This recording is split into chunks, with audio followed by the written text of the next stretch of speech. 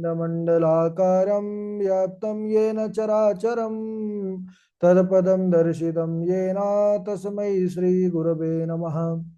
श्रीराम राम रघुनंदन राम राम, श्रीराम राम भरताग्रज राम राम, श्रीराम राम रणकर कस राम राम, श्रीराम राम शरणं भव राम राम।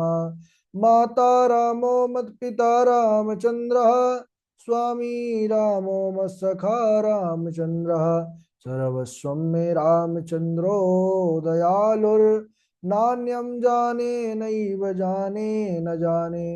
अंजनानंदनं वीरं जानकी शोकनाशनं, कपीसमक्षहन्तारं वन्दे लंका भयंकरम्। भक्ति भक्त भगवंत गुरु चतुर्नाम वपु एक, इनके पद वंदन किए नासत विघ्न अनेक। बोलिए श्री राघवेंद्र सरकार की जय। रामायण श्री राम कथा की जय।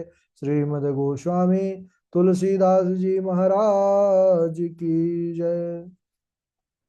परम मंगलमय परात्पर अखिलेश्वर अचिंत कल्याण गुणगण निधान सर्वेश्वर सर्वाधिपति, श्रेष्ठ आचरणवान प्रजा के सुखदाता, आनंद कंद श्री रामचंद्र, कौशल्या आनंद वर्धन अवध नरेंद्र नंदन श्री रघुनंदन, विदेह वनस जयंती जनक नरेंद्र नंदनी भासुती जगदीश्वरी, माँ सुनैना की आंखों की पुतलिका विदेह जा जनक जा जनकाधिराज तनिया जनक राज किशोरी, वैदेही मैथिली श्री राम प्राण वल्लभा श्री जानकी जी।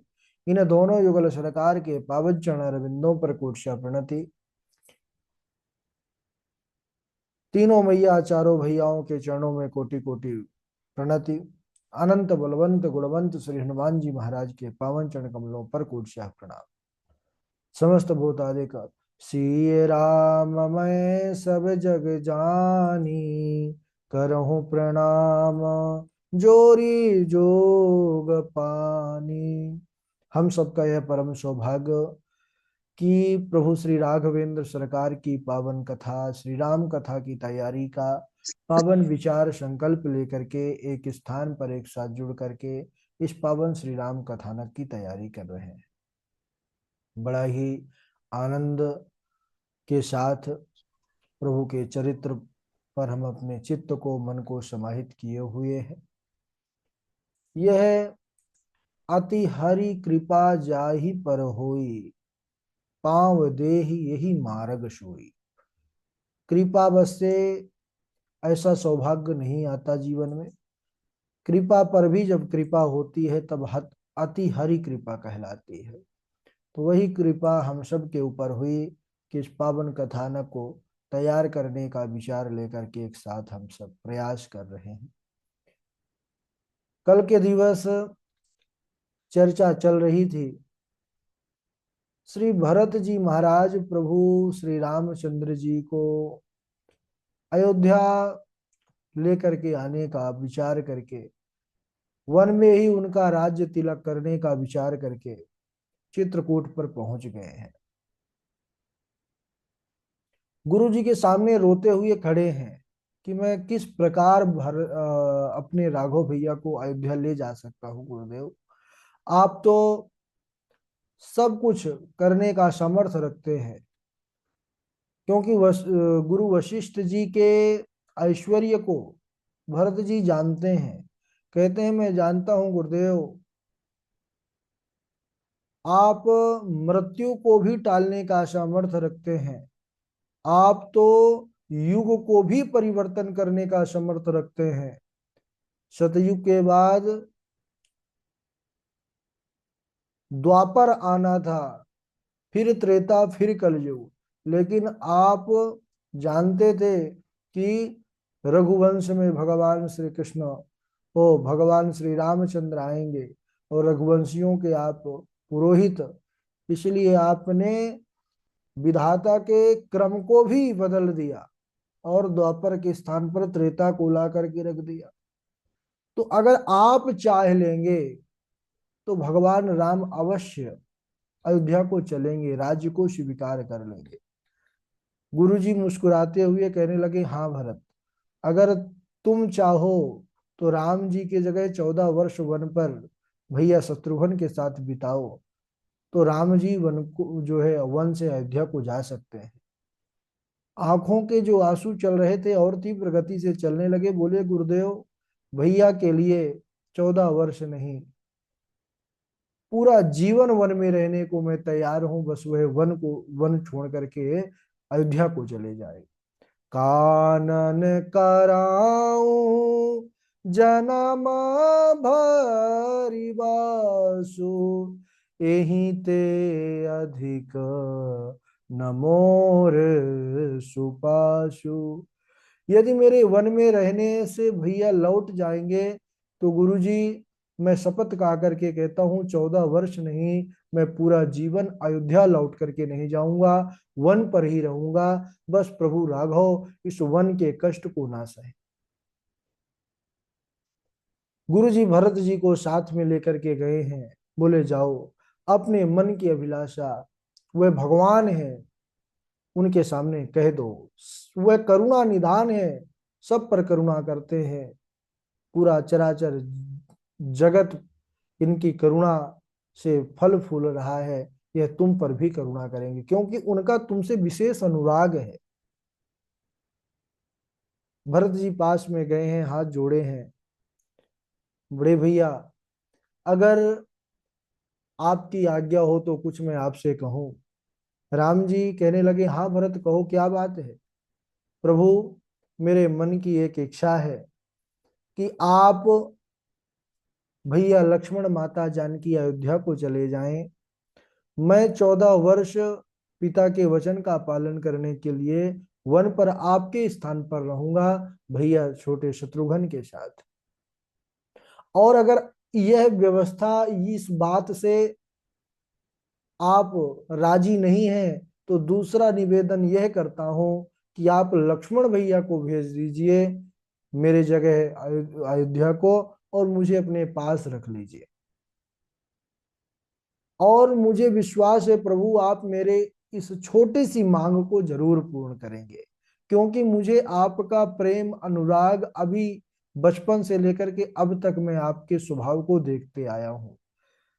बचपन की कुछ बातें भरत जी भगवान के सामने कहते हैं कि शिशुपान ते परिहरऊ न संगो, कबहू न कीन्हा मोर मन भंगो। मैं प्रभु कृपा रीति जिय जोही, हारे हूँ खेल जीता वही मोही। हे नाथ, मुझे यह विश्वास है मेरी प्रार्थना को आप जरूर स्वीकार करेंगे। मैं बचपन से सदा ही आपकी छाया में रहा हूं, और आपने मुझे आज तक कभी निराश नहीं किया। कबहू न कीन मोर मन भंगो। बचपन में जब मैं खेल में हारने लग जाता था, तो मुझे हारता देख करके आप मुझे जिता दिया करते थे। हे नाथ, मुझे पता है कि मेरे मुख से आपको इस प्रकार कहना शोभा नहीं देता, क्योंकि मैं ही सारे अनर्थों का जड़ हूं। आप वन में आए हैं, यह भी मेरे पापों का ही फल है कि आप बिना चरण पादुका के इस भयंकर वन पर मैं आपको चलने के लिए मजबूर कर दिया। रघुनंदन भरत जी की व्याकुलता को जब देखे हैं तो कहने लगे कि हे भरत, तुमको अभी भी ऐसा लगता है कि तुम्हारे कारण ऐसा हुआ है? अरे तात जाय जिय करहूं गलानी, ईस अधीन जीव गति जानी। तीन काल त्रिभुवन मत मोरे, पुण्य शिलोक तात तर तोरे। हे मेरे भैया, इसमें तुम्हारा कोई दोष नहीं है, और तुम्हारा इसमें हाथ हो ही नहीं सकता। ये सब ईश्वर की गति है। और तुम अपने आप को कहते हो कि मैं नीच हूं, मैं पापी हूं। लेकिन मेरी दृष्टि से, अगर कोई राम की दृष्टि से भरत को देखेगा, तो तीन काल त्रिभुवन मत मोरे, तीनों काल तीनों त्रिभुवन में तुम्हारे जैसा पुण्यात्मा कोई नहीं है। जितने भी पुण्य है वह सब आपके नीचे हैं। और आपके ऊपर जो कुटिलता का आरोप लगाएगा, उसको ना तो लोक में ना ही परलोक में उत्तम गति मिलेगी।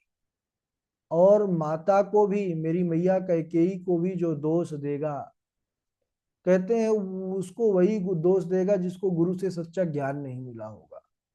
अरे वेद यही कहता है, मातृदेवो भव। जिसने गुरु और साधु सभा का सेवन नहीं किया, वह इस प्रकार कहेगा। और जिसने साधु और गुरु का सेवा किया है, उनसे ज्ञान प्राप्त किया है, वह जानता है कि सुख दुख दूसरा कोई देने वाला नहीं है। अपने ही कर्म शुभाशुभ फल देते हैं। कर्म अगर अच्छे हैं तो शुभ, अगर बिगड़ गए तो अशुभ फल सामने आता है। मिट आही पाप प्रपंच सब, अखिल अमंगल भार। लोक सुजस पर लोक सुख, सुमिरत नाम तुम्हार। प्रभु श्री राम जी कृपालु, श्री रामभद्र बहुत बड़ी बात भरत जी के सामने बोले हैं कि हे भरत, तुम्हारे नाम स्मरण से पाप का प्रपंच मिटेगा और लोक का अमंगल नष्ट होगा। स्मरण करने वाले को इस लोक में कीर्ति और परलोक में आनंद प्राप्त होगा। और भरत, तुम्हारी अकीर्ति का तो प्रश्न ही नहीं उठता। मैं शिव भगवान को साक्षी करके कहता हूं कि हे भरत, तुम्हारे जैसे धर्मात्मा के कारण ही यह पृथ्वी टिकी हुई है अपनी धुरी पर। तुम्हारे ही कारण यह धर्म सुरक्षित है। और मैं यह तुमसे वचन देता हूं कि तुम जो कहोगे मैं वही करूंगा। लेकिन यह भी कहता हूं कि यदि मैं वन में ना रहूंगा तो पृथ्वी का भार नहीं उतरेगा। देव ऋषि मुनि आदि का जो कष्ट है, संकट है, क्लेश है, वह नहीं मिटेगा। और भरत महाराज, पूज्य पिताजी,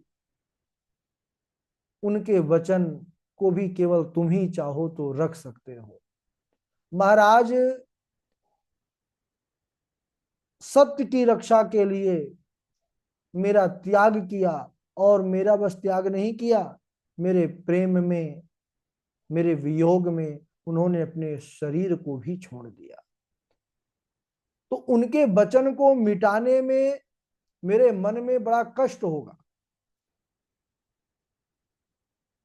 और उससे भी अधिक तुम्हारा संकोच है, क्योंकि मैं तुमसे कह चुका हूं जो तुम बोलोगे मैं वही करूंगा। और गुरु जी भी सम्मुख है, तो जो भी गुरु जी का निर्णय होगा वह मुझे सिरोधार्य होगा। भगवान इस प्रकार वचन बोले हैं। भरत बोले कि हे देव, आप बताइए प्रभु राघव क्या करें। गुरु जी ने कहा कि हे भरत, अब इसका निर्णय तुमको ही करना है, क्योंकि तुम भगवान के उस प्रेम के सागर हो। इसलिए तुम जो चाहो वह प्रभु से कह दो। भरत जी देखे कि अब तो मेरे ही सर पर सारा आ गया निर्णय करने का बोझ। अब भरत जी भगवान से ये नहीं बोल पा रहे हैं कि भगवान साथ में अयोध्या को चले। भरत जी ने कहा कि हे प्रभु, अगर आप मुझसे पूछे तो मुझे धर्म का कोई विचार नहीं है। बस मैं इतना जानता हूं कि मैं आपसे बहुत प्रेम करता हूं, और मैं केवल अपना स्वार्थ देख रहा हूं। मुझे यह लगता है कि मेरे कारण प्रभु आपको कष्ट ना हो। और प्रभु प्रसन्न मन सकुचित जी, जो जहि आय सुदेव, सो सिर धरी धरी करही, सब मिटही अनट अवरेव। उन्होंने कहा कि प्रभु आप जो आज्ञा देंगे वही सिरोधार्य करके सब लोग उसको मान लेंगे। यह सुनकर के प्रभु श्री राम चुप हो गए। प्रभु की गति देख करके सारी सभा सोच में पड़ गई। उसी अवसर पर महाराज, क्योंकि राम जी भी विचार करने लगे कि मैं इनको क्या बोलूं, तब महाराज जनक का आगमन का समाचार सबने पाया। जय मुनि नायक जय भरत, जयति लखन अवधेश, विपिन मिलन हित आरहे, मिथिला से मिथिलेश। ऐसा सेवकों ने कहा। सब बड़े प्रसन्न हुए कि चलिए यह निर्णय अब महात्मा विदेह जनक के हाथों ही होगा। सारा अयोध्या का समाज प्रसन्न हुआ है। राम जी बड़े संकोच में पड़ गए और इधर इंद्र देवता को भी बहुत बड़ा सोच हुआ कि अब क्या होगा। देवता लोग भी डर रहे हैं, कहीं यह राम जी को अयोध्या लिवा ले गए तो हमारा बना बनाया काम बिगड़ जाएगा। महाराज जनक का आगमन सुन करके सभा सहित सूर्य कुल कमल भगवान श्री राम उठ करके जाते हैं, भाइयों के सहित उनका स्वागत करते हैं और एक दूसरे से सभी मिलते हैं। महाराज जनक भी बड़े प्रेम से मिले। जनक जी वहां पर जो गुरुजन हैं मुनिजन हैं सबकी चरण वंदना किए हैं और राम जी भी जो ऋषि मुनि हैं सबको प्रणाम किए और जनक जी से मिलकर समाज सहित उन्हें अपने आश्रम को लिवा ले आए। 2 दिन बाद माता सीता अपनी माँ सुनैना से मिलकर के माता कौशल्या के पास गई। इधर माँ सुनैना जब जाती हैं, माता कौशल्या का दर्शन करती हैं, कुशल क्षेम पूछती हैं, तो उसके बाद माता कौशल्या ने एक निवेदन किया है माँ सुनैना से, क्योंकि जानती हैं कि निर्णय महाराज जनक के हाथों है। तो कहती हैं कि आप महाराज जनक से एक बात कहिएगा कि जो भी निर्णय दें उसमें मेरे भारत की प्रसन्नता हो। भारत जो चाहे महाराज प्रयास करे उसी प्रकार निर्णय दे। तो यह सुनकर के सुनैना ने कहा कि हे मैया, आप तो श्री राम जी की माता हैं और बात कर रही हैं भरत जी की। कौशल्या माता ने कहा कि हाँ, मुझे राम की कोई चिंता नहीं है, मुझे अपने पुत्र भरत की चिंता है। यदि राम के साथ भरत नहीं रहेगा तो मैं जानती हूं कि मेरा भरत राम जी के विछोह में वह अपने प्राणों को भी त्याग देगा। वह बावला है। सुनैना माता ने समझाया कि आप बिल्कुल चिंता मत करिए, मैं महाराज से चर्चा करूंगी। सुनैना माता सीता जी को साथ ले गई हैं। सीता जी भी अपने पूरे परिवार से मिलकर के वापस आ गई। सुनैना जी ने महाराज जनक जी से बताया कि कौशल्या माता इस प्रकार निवेदन किए हैं कि भरत जी के पक्ष में आप निर्णय करिएगा। भरत जी के विषय में उन्होंने आपसे कहा कि आप कुछ ऐसा करिए कि राम जी भरत जी को साथ में रख लें लक्ष्मण की जगह। महाराज जनक लेटे थे सज्जनों, लेकिन जैसे ही यह बात सुने, भारत शब्द सुने, वैसे ही उठ करके बैठ गए। जनक जी कहने लगे सुनैना मैया से कि मैं विदेह राज जनक कहलाता हूं, मैं राजनीति देवी ठीक ठाक से जानता हूं, मैं वेदांत को भी जानता हूं, ब्रह्म की गति को भी जानता हूं। इतना कुछ जानते हुए भी मेरा मन भरत जी के परछाई को भी नहीं जान सकता। क्योंकि उन्होंने कहा ना कि भरत जी जो चाहते हैं आप उसी प्रकार करिएगा। तो बोले भरत जी के जानने की बात छोड़िए, भरत जी के परछाई को भी मैं नहीं जान सकता। अरे भरत की महिमा इतनी विशाल है कि कुछ कहा ही नहीं जा सकता। भरत जी की महिमा कैसी है? अरे भरत अमित महिमा सुनु रानी, जानहि रामु न सकहीं बखानी। हे रानी सुनो, भरत जी की अपार महिमा केवल एक ही लोग जानते हैं, वह है श्री रामचंद्र। किंतु जानते बस हैं, अगर वर्णन की बात आए तो राम भी उन भरत का वर्णन नहीं कर सकते। तो मेरी बात सुनिए, बिल्कुल चिंता ना करिए, भरत वही करेंगे जो उनके भैया राम चाहेंगे। भरत जी अपने मन से कुछ नहीं करेंगे। इधर चित्रकूट में द्वितीय सभा लगी है, द्वितीय दरबार लगा है। जनक जी इस सभा पर सम्मिलित है। सवेरा हुआ है, कौन वन में रहेगा कौन घर को जाएगा इसका निर्णय होना है। राम जी बोले गुरुदेव, भरत नगरवासी और माताएं सब सोच से विकल और वनवास से दुखी हैं। और महाराज मिथिलेश को समाज सहित कष्ट उठाते भी कई दिन बीत गए। तो उचित हो सो आप निर्णय कीजिए, आपके ही हाथ में सब कुछ है। वशिष्ठ जी ने जनक जी से कहा कि हे जनक जी, आप राजा हैं, आप निर्णय करिए। और इस समय महाराज दशरथ भी नहीं है, इसलिए आप दोनों तरफ से आप ही श्रेष्ठ हैं। जनक जी ने भरत जी को पास में बुलाया है और कहा भरत जी, आप अपने भैया राम को जितना जानते हैं अच्छे से उतना कोई और नहीं जानता है। आप अपने आप को भी जानते हैं और भैया को भी जानते हैं, क्योंकि यह सब जानते हैं कि राम के अगर कोई अति प्रिय शुरू से रहे हैं वह भरत रहे। इसलिए आप खुद निर्णय कीजिए। राजा ने धैर्य धारण किया। महाराज जनक जानते हैं, सामंजस्य बैठाने की विधि को जानते हैं। देखा कि संपूर्ण प्रजा की दृष्टि इस समय भरत जी पर है, तो स्वयं महाराज जनक निर्णय नहीं दे रहे हैं, भरत जी पर ही सारा निर्णय छोड़ दिए। और प्रेम भी भरत जी का सबसे अधिक है, धर्म के जानकार भी भरत जी हैं।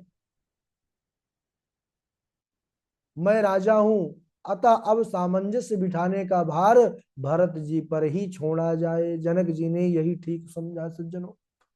इधर जब देवताओं ने देखा कि सबने भरत जी को ही निर्णय करने के लिए बोल दिया, भरत जी ने अगर राम जी को अयोध्या चलने को कह दिया तो हमारा सारा काम बना बनाया बिगड़ जाएगा, यह सोच करके देवता विकल हो गए, महाराज व्याकुल हो गए। और सबसे ज्यादा इंद्र घबराए। उन्होंने सोचा कि अब कोई फिर से प्रपंच रचा जाए, षड्यंत्र किया जाए, बात बनाई जाए। तो सरस्वती को, वाक की देवी, वाणी की देवी सरस्वती को सबने सुमिरा है। देवी आई हैं, कहो क्या बात है। देवताओं ने कहा जाइए, कहा जाइए और भरत जी के वाणी पर बैठ करके और उनसे काम बना लीजिए। ऐसा कुछ कहिए कि राम जी वन में ही रहें। जब सरस्वती देवी ने सुना देवताओं की इस बात को, इस सलाह को, उन्होंने महाराज देवताओं को बहुत फटकारा है। कहने लगी तुम देवता बड़े स्वार्थ में अंधे हो गए हो, इससे तुम्हारी जो विवेक रूपी दृष्टि है यह भी समाप्त हो गई है। तुम लोगों के देवता, देवताओं के जो है सहस्त्र नेत्र कहे गए। बोले तुम्हारे सहस्त्र नेत्र हैं पर तुम सुमेरु पर्वत को नहीं देख पा रहे हो, यह तुम्हारा दुर्भाग्य है। अरे भरत की मति को विधि, हरि, हर, ब्रह्मा विष्णु महेश भी नहीं निहार सकते, उनकी मति को बदलने के लिए मुझसे कह रहे हो तुम सब। अरे देवताओं, यह तुम क्यों भूल रहे हो? चांदनी सूर्य को कैसे चुरा सकती है? अरे हृदय भरत हृदय सिय राम निवासु, ताहा की तिमिर जहाँ तरनी प्रकाशु। माता सरस्वती कहती हैं कि भरत जी कितनी बड़ी महिमा है। क्यों? क्योंकि भरत जी के हृदय पर राम जी का सदैव वास रहता है। राम जी अकेले नहीं, सीता समारो पितवाम भागम, मैया जानकी के साथ वह विराजते हैं। राम जी सूर्य हैं और सीता मैया उनकी प्रभा है। इसलिए भरत जी की बुद्धि सूर्य रूप हो रही है। वहां माया रूपी अंधकार की दाल नहीं गलने वाली। ऐसा कह करके सरस्वती लौट करके ब्रह्मलोक को चली गई। फिर भी देवताओं महाराज ये कहाँ हार मानने वाले थे। इन्होंने अपनी पूरी शक्ति लगाई, खूब प्रभाव फैलाया, लेकिन भरत जी को वह प्रभाव स्पर्श तक ना कर पाया। हाँ, उनके साथी संबंधी जो थे उन पर कुछ यह कुचाल जो देवताओं ने किया उसका उन पर प्रभाव तो पड़ा, लेकिन भरत जी पर प्रभाव नहीं पड़ा महाराज। अब भरत जी राम जी के सामने हैं। राम जी को जो भरत बोलेंगे वही राम जी करेंगे। राम जी ने भी कह दिया कि हाँ भरत, बताओ तुम क्या चाहते हो। तो भरत जी का बस एक ही भाव है, बड़ी सुंदर कथा है, समय नहीं है, उसको हम अगले दिवस लेंगे। भरत जी बस यही कहते हैं कि जहां ले चलोगे वहीं मैं चलूंगा, जहां ले चलोगे वहीं मैं चलूंगा, जहां नाथ रख लोगे, जहां नाथ रख लोगे वहीं मैं रहूंगा, जहां ले चलोगे वहीं मैं चलूंगा। भरत जी ने इतना कहा कि जहां आप कहेंगे, जो कहेंगे, जहां रखेंगे मैं वही रखूंगा। आपकी प्रसन्नता में ही मेरी प्रसन्नता है। प्रेम यही है, निश्चल प्रेम का यही उदाहरण है। प्रेमी यही चाहता है कि हमारे प्रियतम की प्रसन्नता किसमें होगी। अपनी प्रसन्नता जो देखे वह प्रेमी नहीं हो सकता। प्रेमी तो भरत है। उन्होंने कहा प्रभु आप कहिए आपकी प्रसन्नता किसमें है, आपकी जिसमें प्रसन्नता होगी मैं वही कार्य करूंगा। और राम जी ने जब देखा भरत जी के भाव को, राम जी के नेत्रों से झरझर आंसू की धारा चलने लगी। भरत जी को उठा करके अपने हृदय से लगा लिया और कहने लगे कि भाई आज तूने मुझे गिरने से बचा लिया। बड़ा बड़ा अनुपम भाव है, बड़ी अनुपम कथा है यहाँ पर। और भरत जी धन्य है भरत, वे भगवान के चरण पादुका लेकर कैसे जाते हैं अयोध्या। इसका प्रसंग अब कल ही होगा, बड़ा पावन प्रसंग है। आज यहीं तक। बोलिए राघवेंद्र सरकार की जय। बारी बारी से आप लोग चौपाई सुनाएंगे। सबसे पहले हमारे विशाल जी हैं, विशाल जी के बाद देवेश जी हैं, देवेश जी के बाद चमन लाल जी हैं, और ऋषिका शर्मा जी हैं, पूर्वी जी हैं, नेहा जी हैं, पावनी जी हैं, और वाजपेयी जी हैं, एस के दुबे जी हैं, सुष्मिता त्रिपाठी जी हैं, चेतना देवी जी हैं, चलिए तनु शर्मा जी हैं। स्वागत है आपका। प्रणाम गुरुदेव। हाँ। कानन करऊं जन्म भरि बासु, एहि ते अधिक न मोर सुपासु। शिशुपन ते म परिहर उन संगो, कबहु न कीन्ह मोर मन भंगो। प्रणाम गुरुदेव। हम्म, ठीक है। राधे राधे गुरु जी, प्रणाम। जी देवेश जी सुनाइए। धर्म राज्य नय ब्रह्म विचारो, यहाँ जथा मति मोर प्रचारु। उठे राम सुन प्रेम अधीरा, कहूँ पट कहूँ निसंग धनु तीरा। कहूँ सुप्रेम प्रगट को करई, कहीं छाया कविमति अनुसरई। राधा राधा गुरु जी प्रणाम। राधे राधे गुरु जी।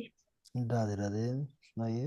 प्रभु शेषव कालिक याद नहीं, वह बात हुई न विशेष पुरानी। गए बाहर आप तपोवन से, धनु ही हमने बहु तोरी जानी। हरे कृष्ण न क्रोध किया तब तो, क्षमा सिंधु बने महामुनि ज्ञानी। इस चाप में कौन विशेषता जो, मुनि नायक ऐसी उतावली ठानी। राधे राधे गुरु जी। जी नैना जी के बाद हाँ गुरु जी। हाँ हाँ गुरु जी, सुनाइए। मैं यहाँ एक शादी में हूँ गुरु जी, थोड़ा यहाँ शोर शराबा हो रहा है भाई। अरे इस समय बहुत शादी करा रहे हैं भैया चमन लाल जी। जी गुरु जी, रात क्या करें गुरु जी। अब आपके क्षेत्र में हमको भी आना पड़ेगा लगता है। जी गुरु जी। हाँ ठीक है, हम भी कराएंगे आपके साथ में। कक्षा जिस दिन छुट्टी रहा करेगी और बाकी क्लास हुआ करेगी। सुनाए आगे कौन। राधे राधे गुरु। हाँ वाजपेयी जी। कयहु सप्रेम प्रगट को करही, यही छाया कवि मति अनुसरही। कबहि अरथ आखर बलु साचा, अनुहरि